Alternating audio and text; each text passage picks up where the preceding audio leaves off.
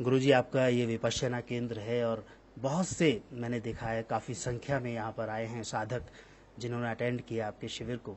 तो जानना चाहता हूँ आपसे कि इस प्रकार का शिविर होना चाहिए, ये विचार आपके मन में कैसे आया? क्योंकि मैं स्वयं इस प्रकार के शिविर में से गुजरा। हमारे गुरुदेव बर्मा में इसी तरह के शिविर का एक केंद्र बना रखा था। थोड़ी संख्या में लोग आते थे क्योंकि वो स्वयं बहुत बड़े गवर्नमेंट ऑफिसर थे, बहुत समय नहीं दे पाते थे ज्यादा आदमियों के लिए, लेकिन सारी व्यवस्था इसी प्रकार की होती थी। 10 लोग आएंगे, 15 लोग आएंगे, साल में एक बार जब छुट्टियां होती हैं तो 30 लोग आ जाएंगे, लेकिन व्यवस्था तो वो की वो। यहां के काम शुरू किया तो लोगों को पसंद आई ये विद्या, अधिक लोग आने लगे। पहले ऐसे सेंटर नहीं थे, विश्व से लोग आने लगे। उन दिनों हिप्पी कल्ट चलता था, हिप्पी लोग आते थे और उनका सारा रहन सहन, खान पान और चरित्र सारा गंदा एकदम। और जैसे जैसे शिविर में आने लगे, सेंटर वेंटर नहीं था उस समय, ऐसा कोई केंद्र नहीं था, जगह जगह जिप्सी कैंप्स लगते थे, किसी धर्मशाला में लगे, किसी स्कूल में लगे, किसी मंदिर में लगे इत्यादि। तो उनको लाभ होने लगा, तो हर तरह के लोग आने लगे, बात फैलने लगी विश्व में, संख्या बढ़ने लगी अपने आप। लाभ होता तो संख्या बढ़ी। और जब इन गोरी चमड़ी वालों को देखते हैं इतनी बड़ी संख्या में आते हैं तो अपने भारतीय गोरी चमड़ी को ज्यादा आकर्षित होते हैं। ये आते हैं तो पता नहीं क्या इनको मिलता है, अपने लोग भी आने लगे, संख्या बढ़ती चली गई। तो गुरुजी, किस समय आपने स्थापित किया अपने इस केंद्र को? इसको कोई 25 वर्ष हो गए मुझे। मैं 33 वर्ष पहले आया, तो 7-8 वर्ष के बाद इसका स्थापित। और इसके बाद और केंद्र बनते चले गए, जैसे जैसे मांग बढ़ी। केंद्र मैं नहीं बनाता, एक बात समझ लेनी चाहिए, साधक बनाते हैं। जिस एरिया में थोड़े साधक हो गए और वो समझते हैं कि एक केंद्र यहां होना चाहिए, हमारे लोगों को लाभ होगा, वो अपना बनाते हैं। नियम सारे के सारे पुरानी परंपरा के अनुसार, किस तरह से सेंटर चलेगा, कैसी व्यवस्था होगी और किस तरह की उसमें अनुशासन होगा, ये सारा सेंट्रली बताया जाता है और लोग उसका पालन करते हैं। टीचर यहां तैयार किए जाते हैं, वहां भेजते हैं, वो लोग टीचर उनको सिखाते हैं। यूं ही सारे विश्व में फैला। 90 से ऊपर लगभग 95 सेंटर हो चुके। तो 95 केंद्र की जो आपने बात की, ये अपने देश में है या पूरे विश्व सारे में? सारे विश्व को बुला करके। अपने देश में समझता हूं 40 होंगे, बाकी सारे दुनिया का कोई महाद्वीप, कोई कॉन्टिनेंट ऐसा नहीं कि जहां पर अपना सेंटर ना हो। और विभिन्न जो बड़े बड़े देश है, कोई देश नहीं जहां पर सेंटर न भी हो तो भी विपश्यना सिखाई जा रही है 10 दिन के लिए। कहीं कोई भाड़े पर होटल ले लेते हैं या कुछ ले लेते हैं और शिविर लग रहे हैं। अब तो गुरुजी, ऐसे कितने लोग हैं, कितने ऐसे साधक हैं जो कि यहाँ से दीक्षित होकर जा चुके हैं? कोई संख्या आरंभ से ली नहीं गई, कुछ वर्षों से अब ली जा रही है। वार्षिक सम्मेलन होता है तो सब तरह के, सब जगह के लोग आते हैं, वहां पर सिखाने वाले आते हैं, मैनेजमेंट करने वाले आते हैं, तो संख्या लेने लगे। तो अब देखते हैं कि साल में 1 लाख व्यक्ति, और हर साल इस संख्या बढ़ रही है। 3-4 साल पहले 1 लाख था, फिर 1,10,000, 1 लाख, यूं बढ़ती जा रही है। वर्तमान में आपके इस शिविर में कितने साधक एक बार में रखे जा सकते हैं? यहां हमारे पास कोई 700-800 लोगों की जगह है, लेकिन भीड़ पड़ती है। आवेदन पत्र आते हैं 1000-1500 के, तो लोगों को प्रतीक्षा करनी पड़ती है। हम नहीं चाहते कि प्रतीक्षा करनी पड़े, लेकिन आखिर सीमाएं हैं, स्थान की सीमाएं हैं, काम करने वालों की सीमाएं हैं। धीरे धीरे फिर भी विकास हो ही रहा है। तो गुरुजी, इतने बड़ा ये प्रकल्प है जो आप चला रहे हैं, तो इसका जो खर्चा है, इसकी पूर्ति आप किस प्रकार कर पाते हैं? खर्चे की पूर्ति हम इस परंपरा में किसी से कुछ मांगते नहीं, मांगना मना। और कोई व्यक्ति ने कभी साधना की नहीं, अगर वो आके देता है तो उससे लेना मना। साधना जब आदमी करता है तो 10 दिन होते होते उसे भीतर इतनी शांति मालूम होती है, हल्कापन मालूम होता है और एक विद्या मिलती है। अरे तो जीने की कला, हमको जीवन जीने की कला मिल गई। तो अपने आप उसके मन में ऐसे भाव जागता है कि ये विद्या बहुत लोगों को मिले। बहुत लोगों को मिलने के लिए संस्था के पास आवश्यक धन होना चाहिए, सारी व्यवस्था होनी चाहिए, तो इसलिए वो दान देता है अपनी शक्ति के और सामर्थ्य के अनुसार। बहुत बड़ी संख्या में ऐसे लोग हैं झोपड़पट्टी से आते हैं, क्या दान देंगे? उनका बहुत बड़ा दान है कि अपने जीवन के 10 दिन दे रहे हैं। वो बेचारे रोज कमाएं और रोज खाएं, 10 दिन की कमाई बंद हो गई, लेकिन फिर भी आते हैं क्योंकि उनको बहुत बड़ा लाभ होता है। तो इसलिए हर तरह के लोग, हर तबके के लोग आते हैं। जो धनी है वो अधिक दान देंगे, जो निर्धन है वो कम देंगे, कोई नहीं भी देगा, कोई जानता भी नहीं किसने क्या दिया। उसका कोई विज्ञापन नहीं। गुरुजी, आपने बताया कि 80 से अधिक पूरे विश्व में आपके केंद्र हैं। हाँ। तो ऐसे कितने कार्यकर्ता हैं जो आपसे जुड़े हुए हैं पूरे विश्व में? मैं कहता हूं कि कोई गिनती नहीं, क्योंकि जो भी व्यक्ति 2-3 शिविर कर लेता है उसके पास रहा नहीं जाता कि अब के एक शिविर में जाके मैं सेवा दूं। एक शिविर में तो लाखों तो नहीं कह सकते, ऐसे 10-20 हजार लोग और रोज बढ़े जा रहे हैं, तो उसकी कहां संख्या रखें, मुश्किल है। गुरुजी, मुझे जिन लोगों को टीचर बनाया मैंने, उनकी संख्या मैनेजमेंट से मालूम होती है अब इतनी हो गई, मुझे नहीं मालूम। मैं उनको जानता तक नहीं कि जिनको टीचर बनाया गया। एक घटना घटी हमारे यहाँ, मैं यहाँ से बाड़ा के सेंटर में जा रहा था रेलगाड़ी में, एक भाई आकर बैठ गया बगल में और प्रश्न करने लगा, और बड़े गंभीर प्रश्न विपश्यना संबंधी करे, 1 किया 2 किया। हमने कहा, अरे भाई तो शिविर कर ले तब समझेगा। वो तो गुरुजी मैं आपका सहायक आचार्य हूं, हम पर जैसे 100 घड़ा पानी पड़ गया, मैं अपने आदमी को नहीं जानता। कहाँ जाने, इतना बढ़ गया काम, इतना बढ़ गया। जो सिखाने वाले हैं टीचरशिप भी, वो सिखाते हैं, हमको सूचना भेजते हैं कि ये आदमी योग्य है, हम अनाउंस कर देते हैं। इसी तरह से विकास हो रहा है। तो इसी तरह काम करने वाले भी, उनका तो कोई रजिस्टर भी नहीं, काम करने वाले आते हैं, सेवा करते हैं, जगह जगह आते हैं, सेवा करते हैं। गुरुजी, क्या आपको लगता है कि आधुनिक जीवन में जो तनाव हैं, इनका समाधान विपश्यना के पास है? बिल्कुल, इसीलिए है। तनाव इतना बड़ा कोई ठिकाना नहीं। माने जो निर्धन है वो बेचारे तनाव स्वभाव है, अभाव के मारे। जिनको धनी है उनको देखते हैं हम, इतना तनाव, मैं उसमें से गुजरा हूं इसलिए जानता हूं कितना तनाव होता है। जो शासन करने वाले हैं, कितना तनाव। यहां पर महाराष्ट्र में कोई 10 दिन के अंतराल से 2 बड़े ऑफिसर ऑफिस में काम करते करते मर गए। इतना तनाव उन पर। सरकार ने लोगों को भेजा कि वे कहीं कोई विद्या ऐसी सीखे जिससे इनका तनाव कम हो। कहीं गए, थोड़ी देर के लिए तनाव कम हुआ, फिर वैसे के वैसे, फिर वैसे के वैसे। कुछ लोग यहां आ गए और देखा कि बहुत अच्छा परिणाम है, तनाव दूर होता है।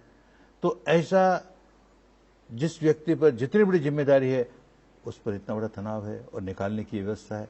ऐसे व्यापारियों में जो सीईओ हैं, तो उन लोगों पर कितना तनाव है। तो वो जब आते हैं तो देखते हैं कि तनाव हमारा निकलने लगा। पुलिस ऑफिसर्स हैं, कितना तनाव बेचारों पर, वो आते हैं और तनाव निकलने लगा। तनाव तो हर व्यक्ति में है, पर जिस व्यक्ति को जितनी अधिक जिम्मेदारी का जीवन जीना है उस व्यक्ति के तनाव ज्यादा है, उनके लिए बहुत आवश्यक है। इसलिए सब तरह के लोग आते हैं। आपने बहुत अच्छी जानकारी दी। आपको खूब सुखी हो।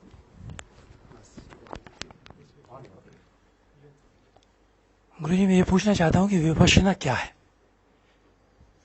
बहुत अच्छा। पुराने भारत में विपश्यना कहते थे देखने को, और पुराने भारत में देखने का एक और अर्थ होता था अनुभव करने को, किसी बात को अपने अनुभव से जानना। तो विपश्यना माने विशेष रूप से सच्चाई को अपनी अनुभूतियों द्वारा जानना, और सच्चाई अपने इस 3.5 हाथ की काया के भीतर जो सच्चाई जिस क्षण प्रकट हो रही है उसको उस समय अनुभूति द्वारा जान लेना, इसको विपश्यना कहते हैं।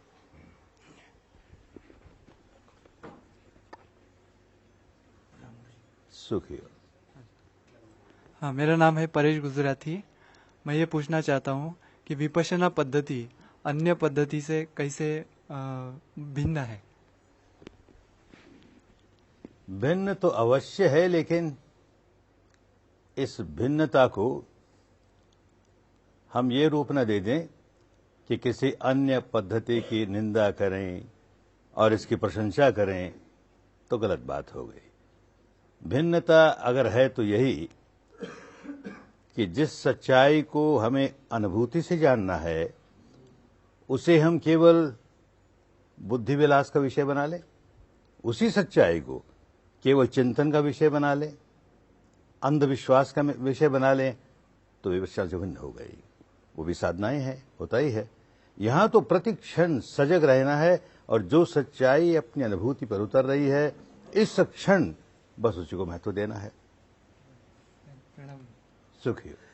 नाम शशिकला है। अच्छा, इगतपुरी में रहती हूँ। अच्छी बात। पूज्य गुरुजी, मैं ये प्रश्न करना चाहती हूँ कि धर्म और संप्रदाय में क्या अंतर है? धर्म वो है जो जोड़ता है।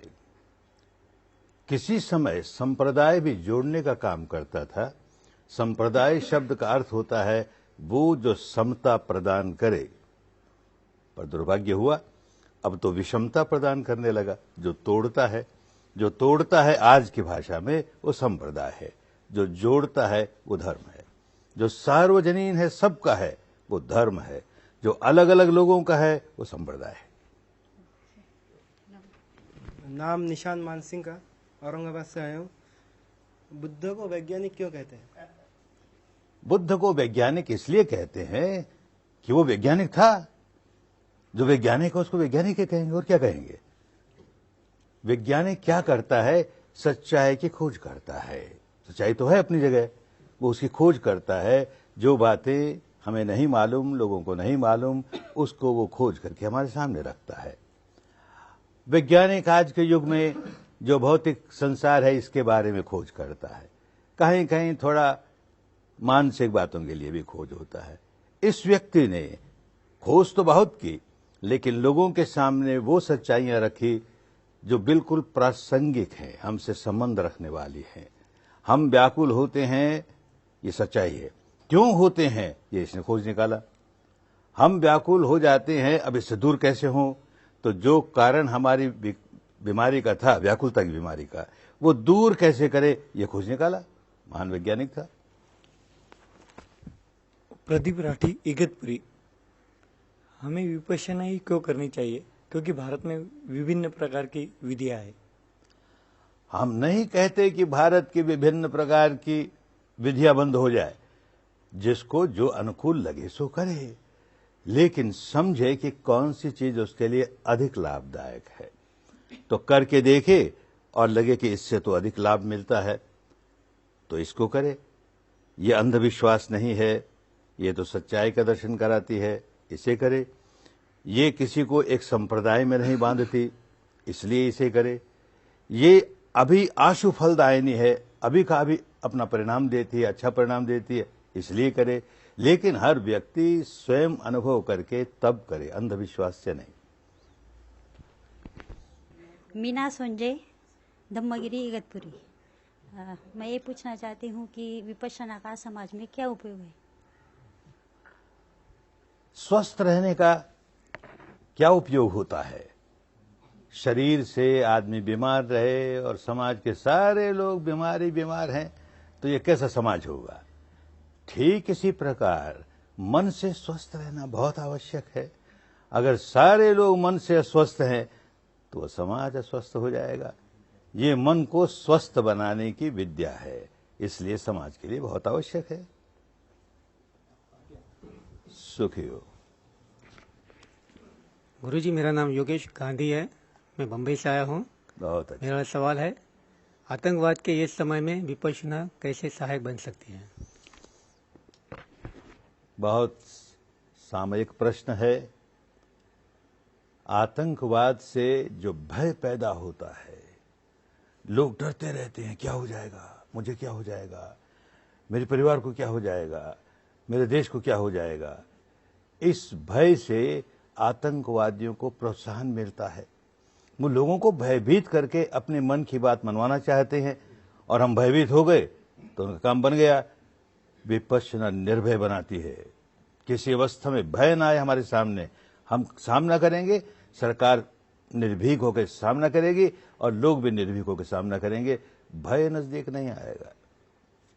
सुखी हो।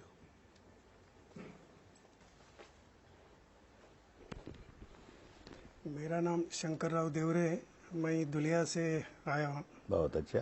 गुरुजी, मेरा प्रश्न है कि क्या विपश्यना से सारी बीमारियां दूर हो जाती है? कोई ये समझ करके आए विपश्यना में कि मेरे शरीर की अमुक बीमारी ठीक हो जाएगी, तो वो सफल नहीं होगा, क्योंकि उसका सारा ध्यान, उसका सारा मकसद, सारा लक्ष्य अपने शरीर के उस रोग को दूर करने का होगा। विपश्यना मन के रोगों को दूर करने वाली है। तो जो साइकोसोमेटिक रोग हैं, मन से संबंधित रोग हैं, जिनका आधार मन है, मन अस्वस्थ है इसलिए शरीर अस्वस्थ हुआ, वो अपने आप दूर हो जाएगा, उसके लिए कुछ करना नहीं। जो शरीर के रोग हैं, वो रोग भले ठीक न हो, लेकिन उन रोगों का सामना करने की क्षमता आएगी, मन बलवान हो जाएगा। जो उपचार हो रहा है वो अधिक जल्दी होगा और अच्छा होगा, उसमें समय कम लगेगा।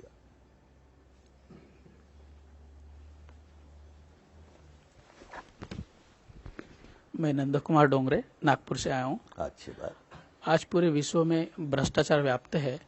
इस भ्रष्टाचार को दूर करने के लिए विपश्यना कैसे सहायक हो सकती है? बहुत माकूल प्रश्न है। भ्रष्टाचार जिस किसी देश में भी है उस देश की दुर्गति करता है, शासन बिगड़ता है तो लोग दुखी होते हैं। विपश्यना द्वारा जैसे जैसे व्यक्ति अपने भीतर सच्चाई देखने लगता है तो वो देखता है कि मैं भ्रष्ट क्यों हूं, मेरे अंदर इतना बड़ा लोभ है, मेरे अंदर इतने बड़ा अहंकार है, औरों से 1 इंच नीचा न रहूं, 1 इंच ऊंचा हूं। ये जो भीतर आम है वो इससे टूटना शुरू होता है। टूटना शुरू होता है तो आदमी देखता है कि मेरे हर काम से लोगों की हानि न हो जाए, कहीं मेरे हर काम से लोगों का लाभ हो, तो अपने आप स्वभाव पलटने लगता है। विपश्यना इसके लिए बहुत उपयोगी है। धन्यवाद सर। सुखी हो। गुरुजी मेरा नाम ओपी पाठक, इगतपुरी। अच्छा। मैं ये पूछना चाहता हूँ कि भगवान बुद्ध ज्यादातर दुख की बात ज्यादा करते हैं, ऐसा क्यों? ये किसने कह दिया दुख की बात करते हैं? वो तो दुख के बाहर निकलने की बात करते हैं। जो आदमी इस सच्चाई को जानता है कि लोग दुखी हैं और ये जानता है कि इस दुख के बाहर कैसे निकल सके, वो आदमी दुखवादी नहीं सुखवादी होता है। ना समझी से लोगों ने उसे दुखवादी कहना शुरू कर दिया। कोई चिकित्सक आए और आकर के हमें देख कर के तेरे ये रोग है, तो रोगवादी नहीं हुआ ना वो। उस रोग के बाहर निकालने का इलाज है उसके पास, और लोगों को रोग के बाहर निकालता है, तो निरोगवादी हुआ। तो भगवान बुद्ध ने दुख है ये अनुभव करके देखो, दुख है ना, तो इसके बाहर निकलने का रास्ता बताया। तो दुख के बाहर निकलने का रास्ता बताने वाला सुखवादी है।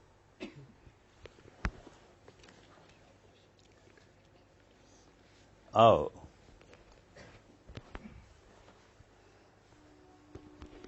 मैं सपना मंजप्पा, इगतपुरी। बहुत अच्छा। मैं ये पूछना चाहती हूँ, विपश्यना का गृहस्थ जीवन में क्या महत्व है? गृहस्थ जीवन में तो अत्यंत आवश्यक है विपश्यना। गृहस्थ के जीवन में कितने उतार चढ़ाव आते हैं। कभी अनचाही बात हुई, कभी मनचाही बात हुई, कभी मनचाही नहीं हुई, तो बेचारा गृहस्थ व्याकुल होता है। व्याकुल होता है तो कैसे अपनी जिम्मेदारी ठीक से निभा सकेगा। इस विद्या में उसे समता सीखेगा। समता आई जीवन में तो हर परिस्थिति में मन का संतुलन नहीं खोएगा, और मन संतुलित रहेगा, समता में रहेगा, तो जो निर्णय करेगा सही निर्णय करेगा। बहुत आवश्यक है गृहस्थ के लिए। सुखी हो। गुरुजी मैं संतोष जाम्बुलकर नागपुर से आया हूँ। अच्छा।